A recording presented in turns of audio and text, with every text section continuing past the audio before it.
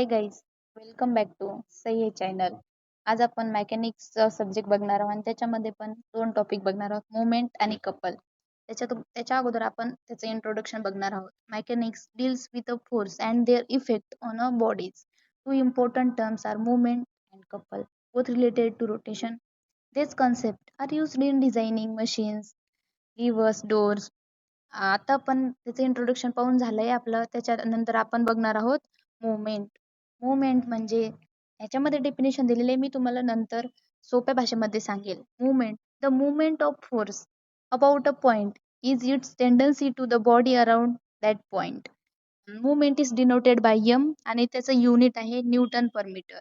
आणि सोप्या भाषेमध्ये म्हणजे सांगायचं झालं मुवमेंट म्हणजे movement it is a turning effect produce by a force. आणि त्याचा फॉर्म्युला आपण असं तयार करू शकतो. It is a the product of force and its perpendicular distance.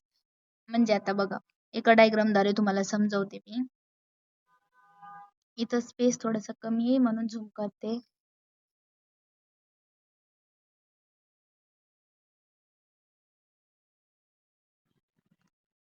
ही झाली लेंथ. लेंथ घेतली मीटर मध्ये. ही झाली विड्थ. आणि वरती काय सांगितलं होतं मी तुम्हाला, it is the product of force and its perpendicular distance म्हणजे लेंथ इंटू विड्थ येईल. म्हणजे आता movement is equal to length into width. झालं आपलं मुवमेंट. आता खाली काही त्याचे एक्झाम्पल दिलेले आहेत. एक्झाम्पल ऑफ मुवमेंट त्याच्यामध्ये first, opening a door using a spanner. Opening a door मध्ये force on handle produces rotation about hinges आणि using a spanner greater handle length किंवा ग्रेटर मुवमेंट, इझियर रोटेशन. आणि खाली आपण बघणार आहोत कपल.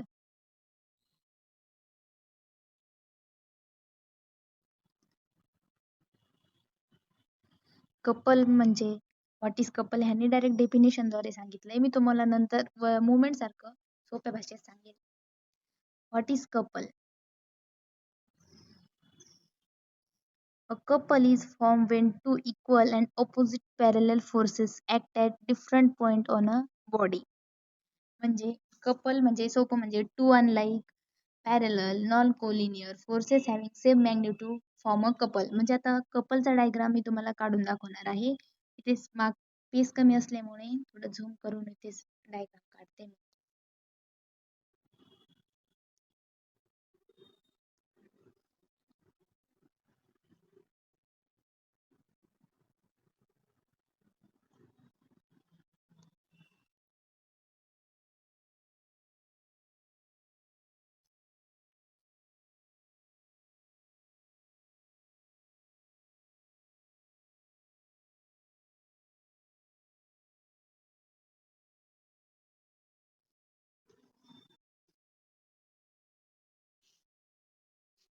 हे F1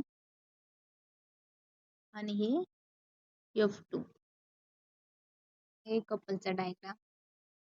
आता आपण खाली बघणार आहोत मुवमेंट ऑफ कपल. त्याच्यामध्ये फॉर्म्युला त्यांनी दिलाय F इंटू डी. खाली आपण वरती काही पॉइंट राहिले आपले. Resultant force is equal to 0. हे तुम्हाला मी शेवटला पण सांगणार आहे. तरी पण त्यांनी दिलेलं आहे तर आपण एकदा बघून घेऊया. Resultant of force is equal to 0 राहतं कपलचं. But they create rotation. But they create a rotational effect. Cause a rotational only, no translation.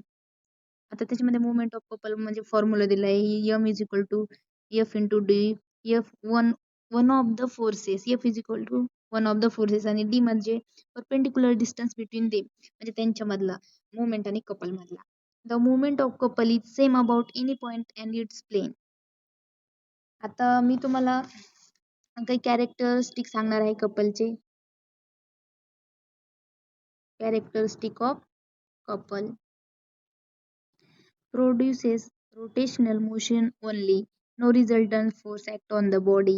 Movement of couple is independent of inference point आणि direction given by right hand rule. आता right hand rule ते तुम्हाला माहीतच असेल.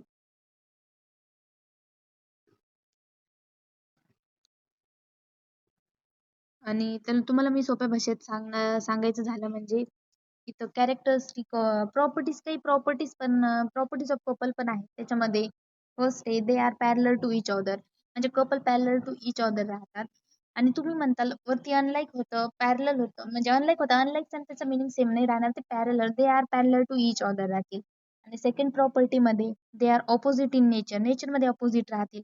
आता तुम्हाला वरती मी diagram मध्ये सांगितलं होतं, हे बघा हे बघा नेचर मध्ये ऑपोजिट आहेतच ना, ह्याच्यामध्ये नेचर मध्ये ऑपोजिट आहेतच ना ते.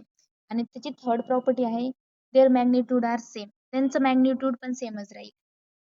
आणि चौथं म्हणजे the resultant of couple is zero, म्हणजे R is equal to zero. रिझल्टंटला आपण आर ने डिनोट करतो. आणि काही कॅरेक्टरिस्टिक ऑफ कपल म्हणजे सोप्या भाषेत सांगते मी, the algebraic sum of the forces consisting the couple is zero. The आणि सेकंड म्हणजे the couple can not be balanced by a single force, म्हणजे तो single force couple can not be balance, तो बॅलन्स करू single force couple म्हणजे single फोर्सला balance करू शकत नाही, म्हणजे the couple can not be balance by a single force. Thank you.